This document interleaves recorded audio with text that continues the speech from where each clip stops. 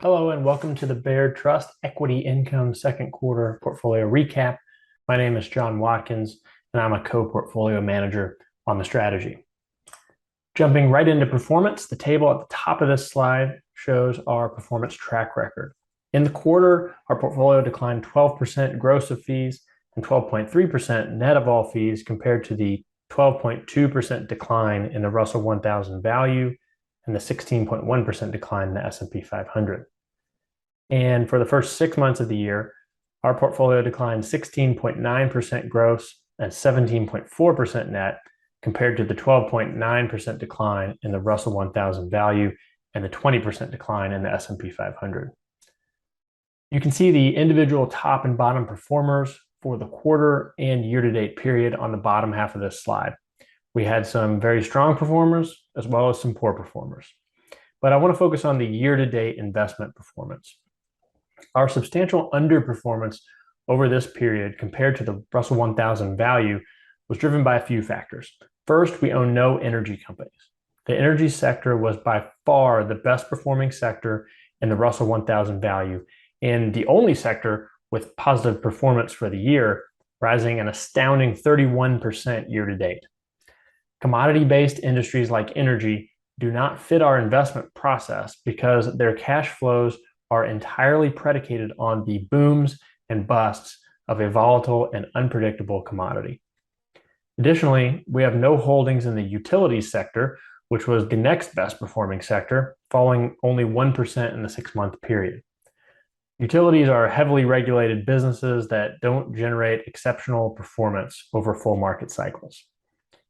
Together, these two sectors make up over 13% of our primary benchmark, and the fact that we didn't own anything in either of them cost us nearly 3 percentage points of relative performance, which accounts for about 2/3 of our underperformance in the period. And then the rest of the underperformance was stock specific. You can see on the bottom right corner of this slide our 5 largest detractors from performance, with stock price declines of between 28% and 41% for the period. As we always say, stock prices are way more volatile than the underlying performance of each individual business. In 2021, we saw stellar stock performance that outpaced business performance for the most part. And now we're seeing the reverse effect where stock prices are doing much worse than the underlying business performance. This is why our focus remains squarely on the long-term investment returns rather than the ups and downs over any given quarter or 6-month period. Over long time periods, 5, 10, 20 years, a company's stock price will more accurately reflect the success or the failure of its underlying business. This is where our focus remains. Moving on, this slide shows our recent portfolio changes.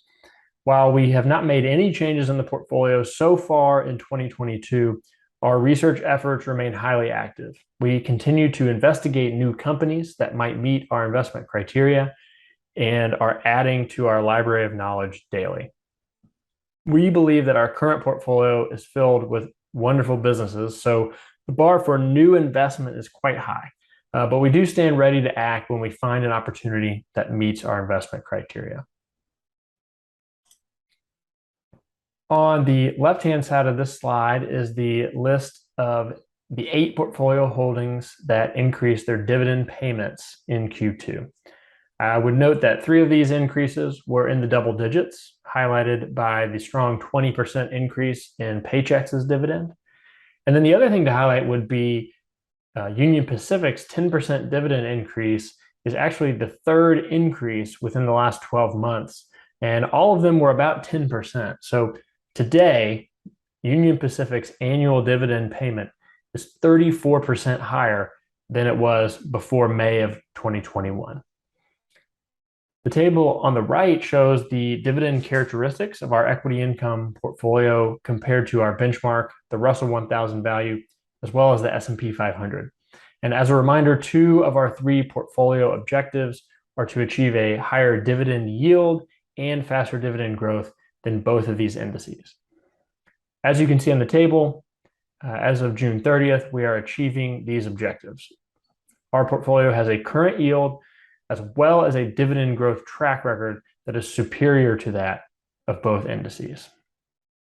Unlike many dividend managers, we believe dividend growth is critical to our long-term success, especially in today's world of elevated inflation. A stream of income that is growing rapidly is much more valuable than one that is growing slowly or staying flat.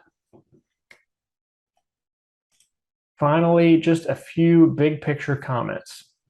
Stocks were volatile in the quarter, with price declines accelerating from the first 3 months of the year, pushing the S&P 500 and other major indices into a bear market.